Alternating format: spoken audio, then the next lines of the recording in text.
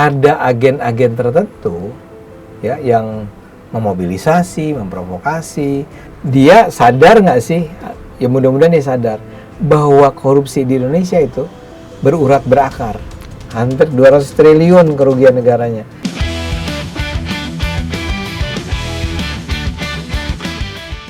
Welcome to Bebas Bicara. Pak Angga, hari ini kita kembali di Bebas Bicara dengan narasumber yang luar biasa. Oke, siapa tuh? Siapa lagi kalau bukan Bung Ade Armando, politisi PSI. Partai Luar biasa tuh artinya luar Indonesia. di luar kebiasaan. Di luar kebiasaan. Karena kita baru pertama kali mengundang Bang Ade, makanya kita bilang luar biasa gitu, Bang. Oh iya. Ya kan, kalau udah sering kan jadi biasa aja. Selamat datang. Ini namanya ombak-ombak. Ombak-ombak. Halo, Selamat datang. Yes. Jadi gini, Bang Ade, kita ini kemarin ya, kalau melihat fenomena beberapa waktu ke belakang, ini banyak sekali yang perlu kita diskusikan nih, Bang. Ya. Ya kan?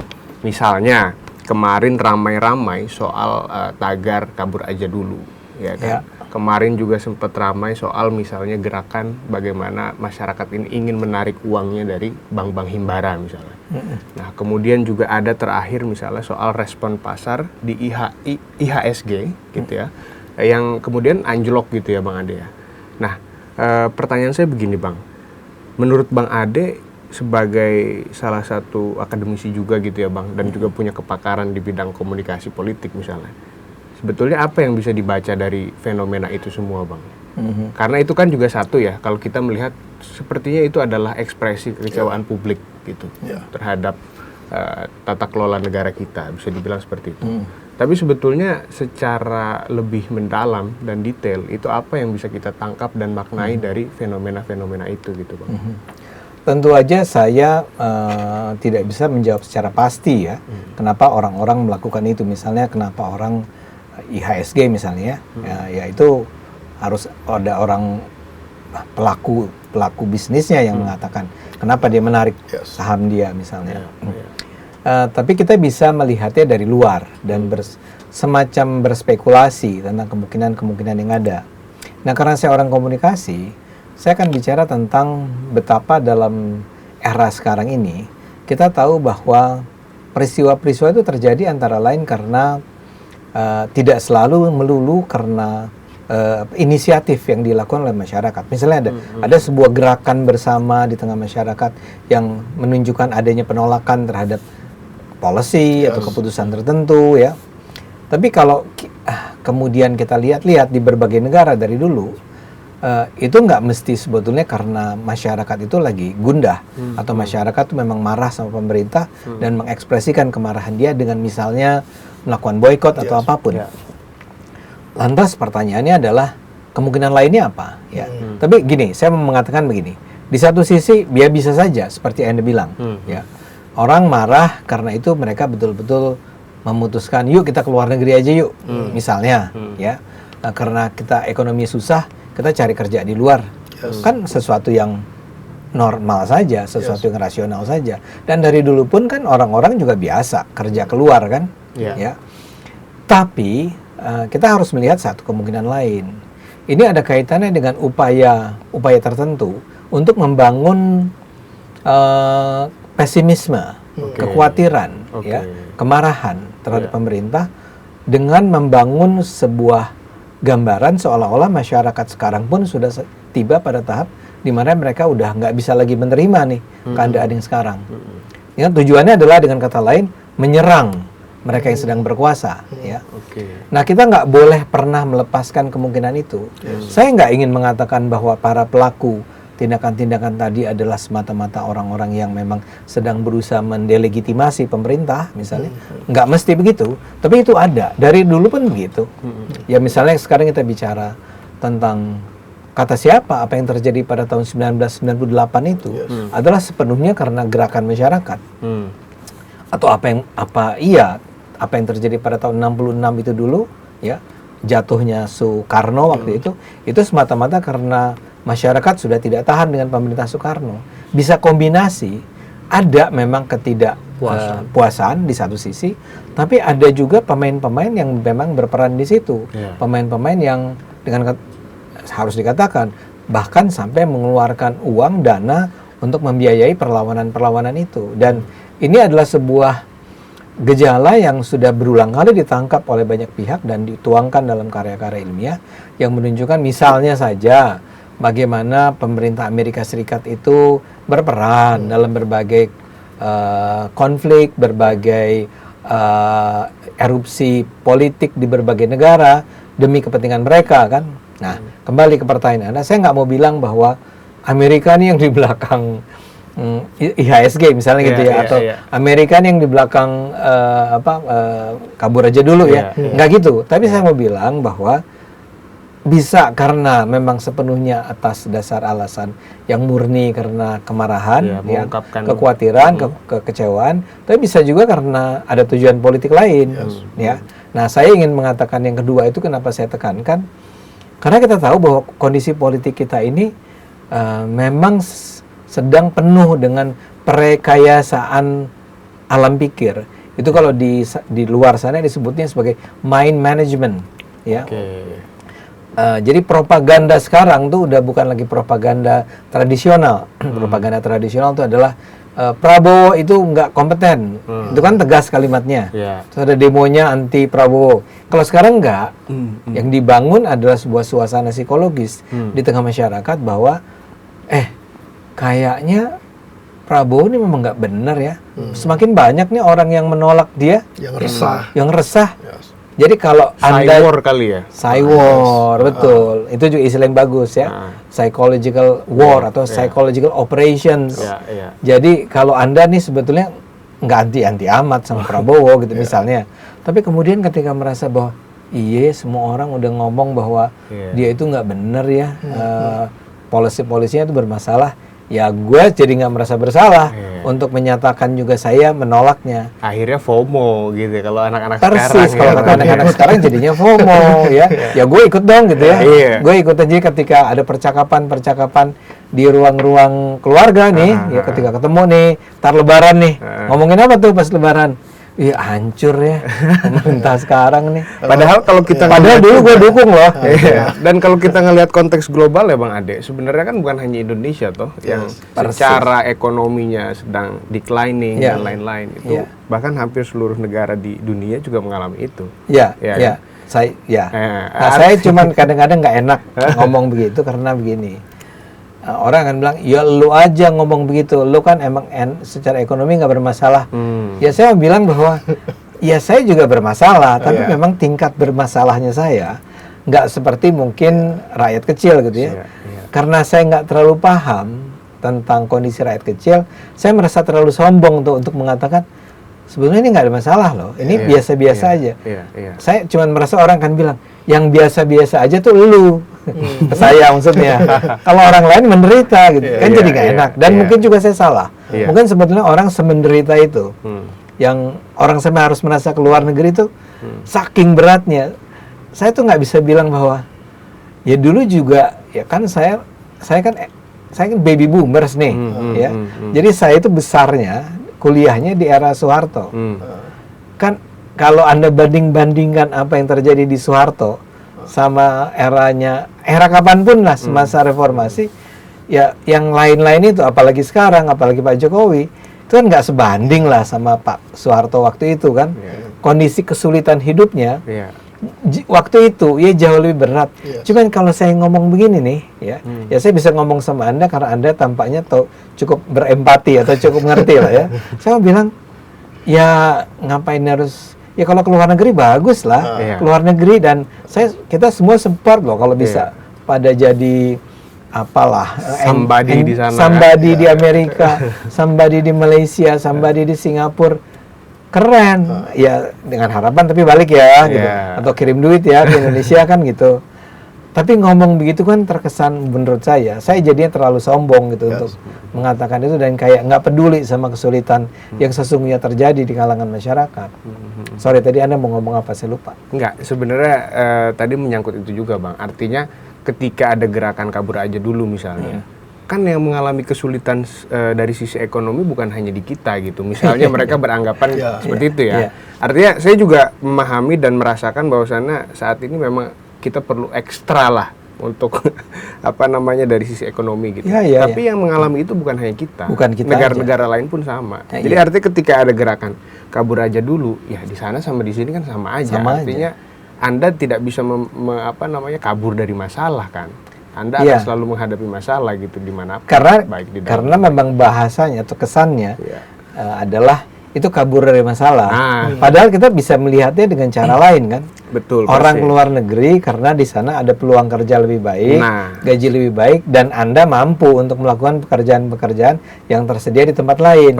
Kalau Anda mengatakan itu kan jadi seolah-olah bukan kabur dalam artian melarikan diri dari kenyataan, tapi ya memang kita menjadi ingin berkontribusi terhadap bangsa ini, gitu kan. Dan menjadi kan di Indonesia kita juga punya banyak foreign workers kan, orang-orang asing ya, yang berada di sini dan memperoleh keuntungan dari kehadirannya di sini dan membawa keuntungan buat negaranya kan. Nah kita juga bisa begitu, dari dulu kan udah terjadi. Ya, misalnya saja kita tahu lah ada begitu banyak tenaga kerja perempuan kita, tenaga kerja Indonesia sih, nggak hanya perempuan ya. TKI itu ada di mana-mana kan. Ya itu kan udah terjadi. Jadi kenapa Anda menjadikan ini seperti sesuatu yang luar biasa yang sekarang ini terjadi? Tapi dan betul-betul kalau Anda bisa keluar negeri itu bagus. Cuman karena ada pihak, itu yang saya katakan tadi, ada pihak yang berusaha men-spin, jadi membangun sebuah image tertentu bahwa ini merefleksikan kesulitan hidup yang luar biasa di dalam negeri, sehingga orang tuh akhirnya memutuskan untuk harus pindah ke luar negeri. Ini menjadi tampak negatif buat saya, menjadi nampak lebay gitu, nampak dramatisasi yang berlebihan terhadap apa yang terjadi. Tapi lagi-lagi kalau saya ngomong ini di depan publik, kan kesannya adalah tadi itu. Ya Ade Armando kan.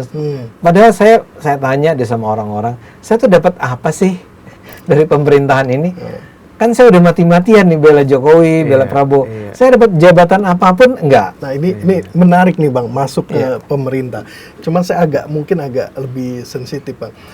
Ini bisa nggak disebut mungkin saja refleksi dari 4 bulan yang lalu hasil pemilu, sehingga orang kan mungkin ketika pergantian presiden dia bisa bilang wah ini harus berganti lagi, kebijakan berganti mungkin lebih baik. Ternyata orang yang berekspektasi tinggi tersebut tidak mendapatkan hal itu, sehingga presiden yang sekarang yang baru 4 bulan ini sudah didorong untuk membayar ekspektasi orang-orang tersebut. Ingat loh, Pak Prabowo kan dipilih 50%-an ya. 58. Yang nggak memilih juga banyak kan. Berarti kan ada orang yang sebenarnya nggak antusias sama Pak Prabowo. Nah mungkin nggak ini refleksi dari hal yang dulu kemudian digembar-gemborkan. Nah mungkin ada propagandanya sedikit nih. Itu yang saya katakan tadi. Saya sih termasuk orang yang percaya sama itu. By design ini diangkat untuk mendelegitimasi pemerintah Prabowo, terutama karena Prabowo sudah semakin terlihat dalam pandangan saya ya, semakin dekat sama Jokowi. Bukan semakin dekat, artinya gini, semua spekulasi tentang bahwa sebenarnya Prabowo meninggalkan Jokowi kan sempat diangkat kan, dan berusaha diyakinkan kita dengan sebetulnya Prabowo tuh udah bosan lah, udah fed up lah dengan Jokowi. Sekarang udah terbukti enggak kayaknya, ya.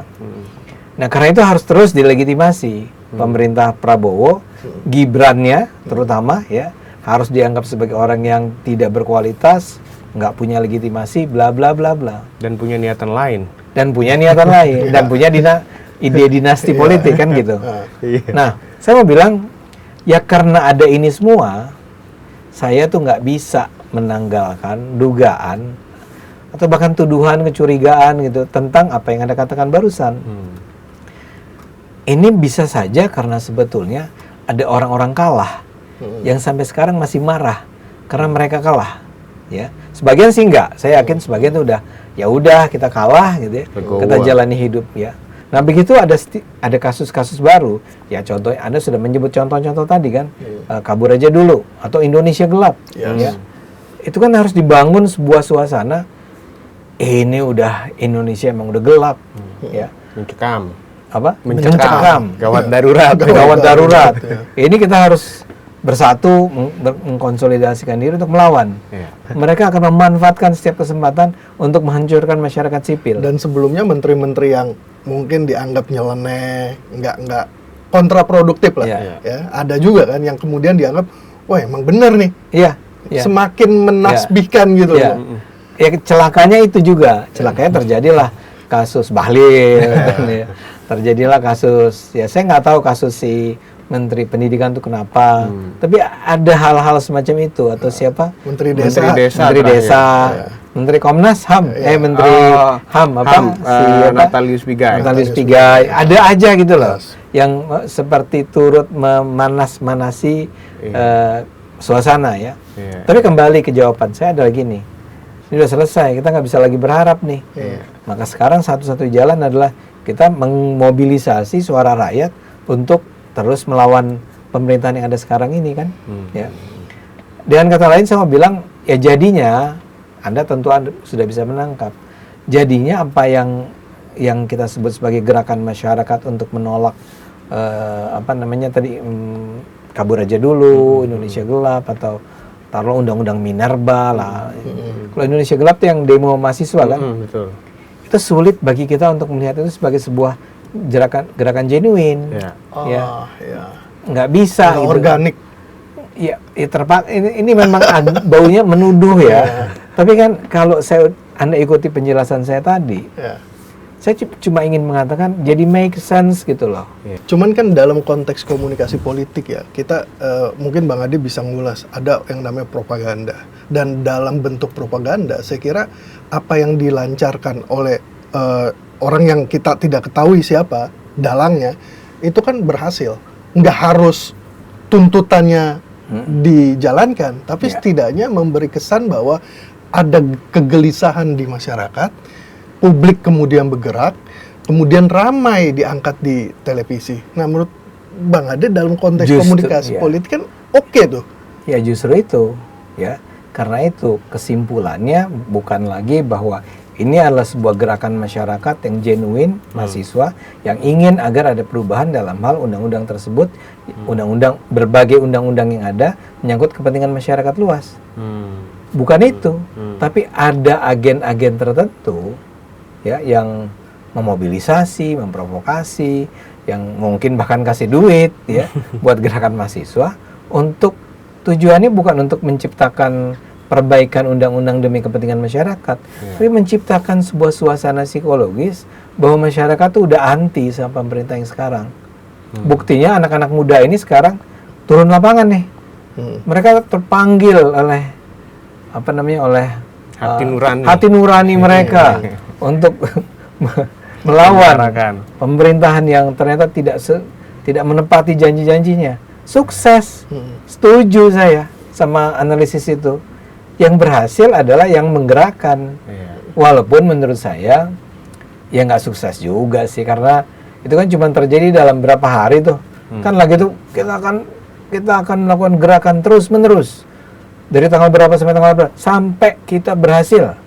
Gitu kan? Kalau menurut saya penggulingan rezim.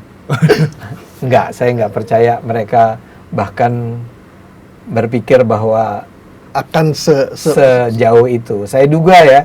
Saya duga mereka juga tahu lah ya. Tapi mereka harus menggoyang terus. Tapi ketika setelah Anda mengatakan begitu, saya harus berpikir-pikir mungkin nggak sih dia sebetulnya berharap bahwa gerakan masyarakat ini akan didukung oleh gerakan mahasiswa, akan disupport oleh masyarakat, dan masyarakat akan kembali kayak tahun 66 gitu atau tahun 98 gitu ya. Saya duga kalau mereka berpikiran begitu, mereka bodoh. Yes. Kalau dalam pandangan saya, kenapa? Kan berulang kali survei menunjukkan tingkat kepuasan masyarakat terhadap Jokowi udah bagus lah ya. Yes. Terhadap Prabowo kan juga tinggi. Tinggi banget malah. Taruhlah itu apa yang mereka lakukan akan mengurangi sekian persen gitu ya, yang tadi 80% jadi turun gitu ya. But still gitu, orang tuh udah. Tapi lagi-lagi saya ulang ya, saya merasa jangan-jangan saya ngomong gini karena saya merasa nyaman dengan hidup saya ya. Yang saya mau bilang gini, saya merasakan sih dampak ekonominya ya. Kalau ngomong di keluarga dengan istri gitu ya, ya saya tahu there is something wrong nih dengan ekonomi Indonesia, kayak IHSG gitu kan. Ya, karena saya bukan pemain ya saya nggak tahu, tapi itu pasti berdampak serius tuh terhadap ekonomi kita. Tapi kan suasananya tuh nggak gloomy gitu, nggak orang tuh tertekan, depresi. Apalagi kan gini, menurut saya ya pemerintah kita nih luar biasa dalam hal sejak zaman Jokowi dia dengan sangat baik. Kalau saya melihat dari sisi positif, mungkin orang yang anti akan mengatakan ya itu artinya dia membeli suara rakyat gitu ya. Itu dengan kebijakan-kebijakan yang sangat populis ya, kayak makanan bergizi gratis ini. Itu gimana orang nggak happy dengan makanan bergizi gratis yang menengah ke bawah ya? Kan itu sangat positif ya. Dan bahkan kami di PSI ini lagi berpikir-pikir, lagi akan mencoba untuk mengupayakan agar selama ini subsidi terhadap rakyat itu banyak dikorupsi. Tidak tepat sasaran. Tidak tepat sasaran atau dipotong. Jadi Anda bayangkan betapa beratnya nih. Saya nggak ngomong hanya Prabowo, siapapun yang jadi presiden itu dia harus mengatasi korupsi itu di segala level ini. Menarik Bang. Tapi kita mungkin dari tadi pesimis terus Bang. Terus juga Bang Ade udah. Kalau saya optimis. Nah, Bang Ade menularkan optimisme. Tapi Bang, kita juga harus ingat Bang, kelas menengah kita harus didorong optimis. Nah, bagaimana nih cara mendorong mereka di tengah, Abang bilang tadi, pejabatnya ada yang nggak benar, menteri-menterinya juga ada yang kurang baik, tidak baik bukan? Iya, tidak baik. Padahal presidennya punya komitmen yang tinggi. Gitu. Ya, kita nggak tahu juga ya. Ya, presiden punya komitmennya seberapa besar. Cuman kan paling tidak apa yang dia ucapkan sudah menunjukkan bahwa dia akan perangi nih korupsi. Cuman saya mau bilang, dia sadar nggak sih, ya mudah-mudahan dia sadar, bahwa korupsi di Indonesia itu berurat berakar. Dari yang at the top, dari menterinya, dari dirjennya, sampai tadi si guru. Saya nggak tahu yang lebih bawah lagi, mungkin preman ya. Kan sekarang kita udah dengar banyak LSM yang mengaku-ngaku LSM. Bayangin dia malah meres orang. Ya. Berita terakhir itu ada LSM yang ngebacok ya Bang, ngebacok satpam itu untuk minta THR kan. Untuk minta THR. Kan lebih buruk apa lagi sih daripada itu. Jadi kalau Anda membongkar itu harus dibongkar dari ujung ke ujung ya. Nah, dalam hal ini kalau menjawab pertanyaan Anda, pertama-tama yang harus kita minta adalah memang pemerintahnya. Pemerintah dan lembaga-lembaga negara seperti KPK-nya, Kejaksaan Agungnya, polisinya, itu firm, committed ya, perangi ini. Tapi masyarakatnya saya setuju bahwa masyarakatnya harus punya kesadaran lebih tinggi untuk melawan korupsi ini. Mereka tuh harus sadar bahwa ini menyangkut kepentingan bukan mereka saja, tapi juga menyangkut kepentingan terutama orang-orang kecil kan. Nah, dalam hal ini saya akan menyebut ada dua hal.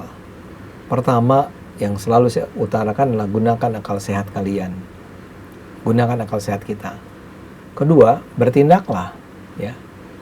Yang akal sehat itu maksud saya adalah ya berpikirlah secara rasional apapun ya. Karena misalnya seperti yang tadi Anda katakan, ada begitu banyak gerakan-gerakan masyarakat menuntut ini, menuntut itu gitu ya. But use your common sense untuk menilainya.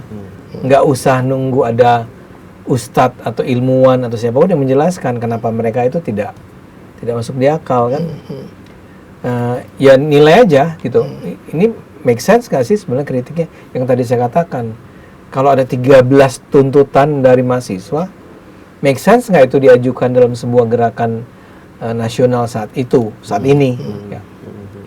Tapi yang kedua adalah yang lebih penting barangkali. Sebetulnya kan demokrasi itu adalah sebuah sistem di mana rakyat berdaulat. Tapi rakyat yang berdaulat itu nggak bisa ngopi-ngopi, tidur di rumah, diam-diam aja gitu ya. Dan berharap bahwa ya biarkan pemerintah yang sudah kita pilih, biarkan DPR yang sudah kita pilih, itu bekerja dengan sangat baik. Anda bikin sebuah podcast atau podcast yang terus-menerus bersiaran, di mana di dalam podcast itu kita bicara tentang persoalan-persoalan bangsa. Dan kita berharap bahwa penonton yang mendengarnya, nggak semua, tapi ada sebagian yang berpikir, benar ya, emang nggak bisa nih, ya. Dan kemudian, ya tapi selama itu semua dilakukan secara akal sehat ya. Kita nggak perlulah mengundang orang-orang yang pokok datang dan untuk kepentingan views kita misalnya. ngumbar emosi atau tujuannya tadi propaganda gitu ya. Kita tahu lah ada orang-orang semacam itu.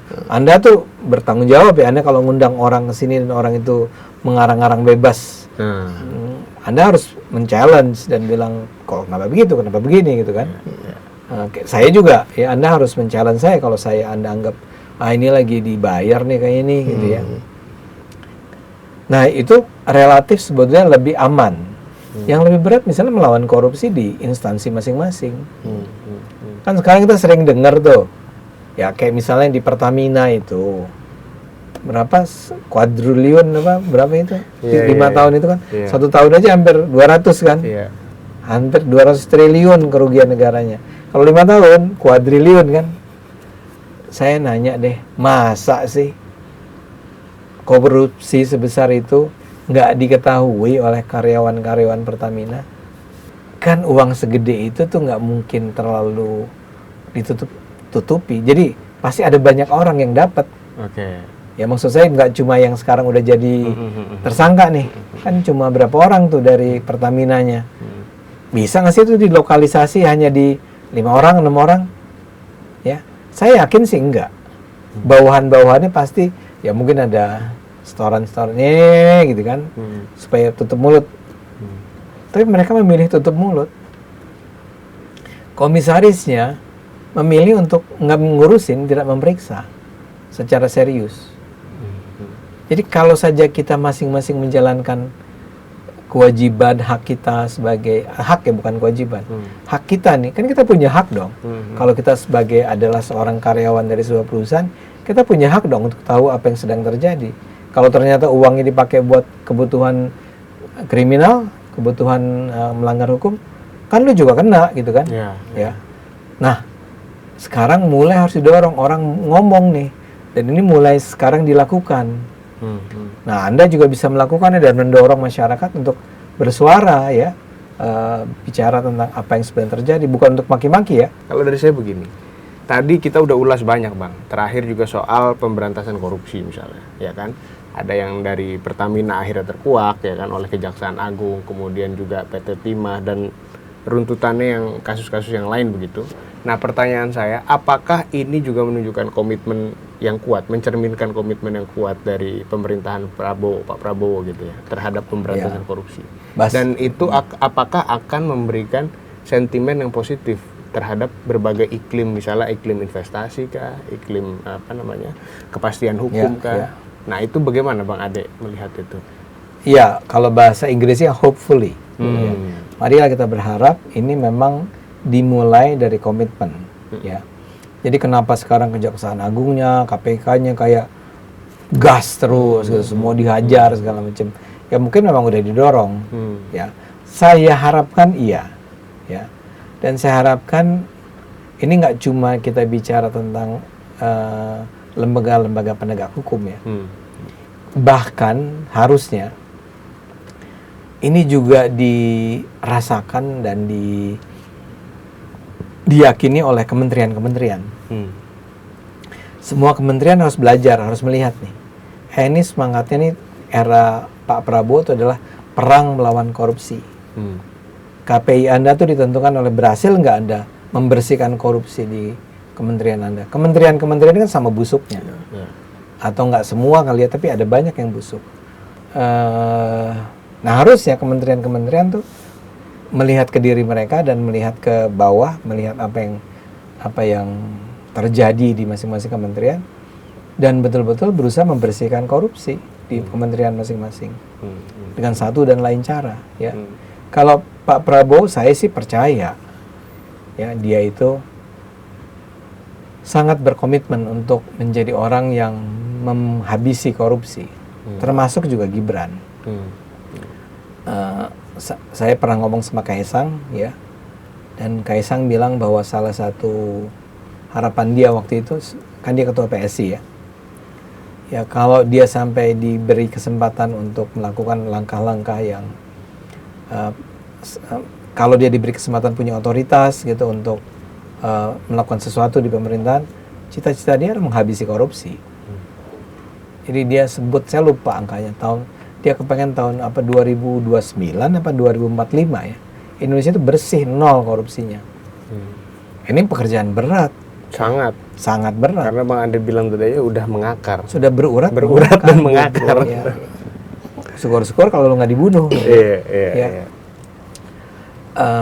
Nah, jadi menurut saya kita pertama-tama percaya aja dulu nih. Ya. Saya percaya bahwa Pak Prabowo itu serius dengan komitmennya. Dan kita berharap gara-gara sikap dia yang sangat tegas itu aparat penegak hukumnya itu support. Yuk kita perangi, ya. Walaupun ada banyak langkah, ada banyak hal, misalnya kalau kita bicara tentang pihak kepolisian, saya nggak tahu Kejaksaan Agung ya. Kalau KPK kan gajinya udah bagus, ya. Tapi kalau polisi, ya, polisi itu menurut saya aparat penegak hukum yang terabaikan kesejahteraannya. Jadi poin saya adalah nggak bisa cuma sekedar ya kita berharap KPK, Kejaksaan Agung, polisian itu melakukan hal-hal yang dibutuhkan untuk melawan korupsi, which is benar, tapi nggak lengkap tuh kalau cuma pernyataan sampai sejauh itu. Baik, penegak hukumnya juga tapi saya bilang, gitu. Ya, tapi instansi-instansi lain semua itu harus juga terlibat, ya. Semangat anti korupsi ada di semua kementerian. Dan terakhir kita sebagai masyarakat sipil melakukan juga. Kalau saya satu untuk yang terakhir, bisa nggak kita ini anak muda, apalagi sekarang udah ada milenial, kemudian Gen Z, kemudian ada Gen Alpha lagi yang baru lahir ya, ketika bicara soal Indonesia seperti membela sepak bola. Oh iya. Darahnya mendidih langsung. Iya. Dan membela terus. Bisa nggak? Mungkin 5-10 tahun ke depan kita tuh atas nama bangsa Indonesia menghargai gitu loh, siapapun pimpinannya gitu. Kita tuh juga rasional. Kita akan mendukung kalau semua nampak serius. Nah, pemerintah kita nih yang dibutuhkan adalah bukti keseriusan itu. Ini akan diperangi nih.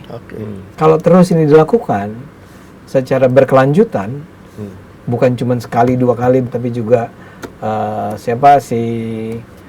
siapa yang sekarang dihukum 20 tahun, tadinya cuma 5 tahun itu?